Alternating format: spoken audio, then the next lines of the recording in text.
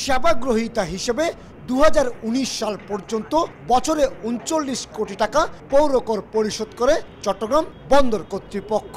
2020 সালে আইন সংশোধনের মাধ্যমে কর 40% পর্যন্ত বাড়িয়ে 45 কোটি টাকা নির্ধারণ করা হয়।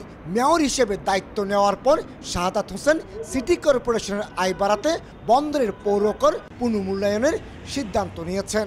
এর অংশ হিসেবে বন্দরের 1,40,77,000 বর্গফুট স্থাপনার জন্য পৌরকর নির্ধারণ করা হয়েছে 160,16,00,000 টাকা।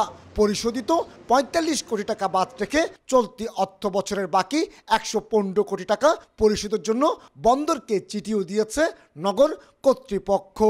এত বছর ধরে কেন মেয়ররা 45 কোটি টাকা করে নিয়েছে সেটা আমার কোনো বোধগম্য হচ্ছে না। সিটি কর্পোরেশন আসলে মূল জিনিস হচ্ছে মাসুল মিনিমাম 1%, বাট যেহেতু এটা একটা সময় সাপেক্ষ ব্যাপার, লং প্রসিডিওর, সো হোল্ডিং ট্যাক্সের কমার্শিয়ালাইজেশন একটা ইজি প্রসিডিওর, সেই জন্য আমরা ওইভাবে গিয়েছি। নতুন লাক্স যা ত্বককে করে কোমল আর দেয় ব্রাইট গ্লো। ট্রাই করো লাক্স।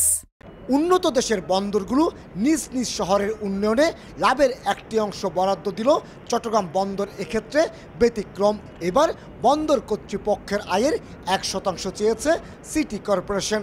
তবে বন্দরের বিদ্যমান আইনে 1% আয়কর দেওয়ার নিয়ম না থাকায় বাণিজ্যিক পৌরকর যাচাই বাছাইয়ের জন্য গঠন করা হয়েছে দুটি পৃথক কমিটি।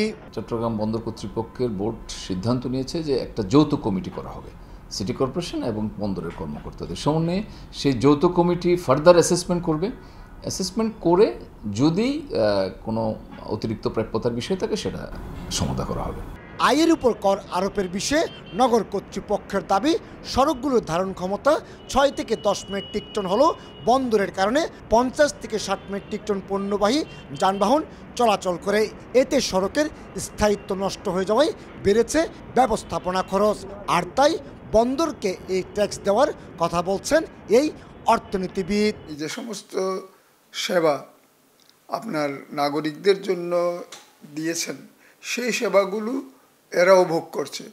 তো সুতরাং নাগরিক যদি দেয় ট্যাক্স, এদেরকেও এইসব কারণে ট্যাক্স দিতে হবে। এটা দেয় নাই কেন এটা জানি না, কিন্তু আসলে এটা দেওয়া দরকার ছিল।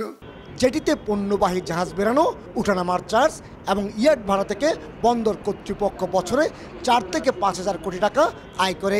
এর মাঝে কর্মকর্তা, কর্মচারী এবং শ্রমিকদের বেতন ভাতা পরিশোধ সহ নিজস্ব খরচ মিটিয়ে বছরে 800 থেকে 1,000 কোটি টাকা জমা হয় বন্দরের নিজস্ব তহবিলে।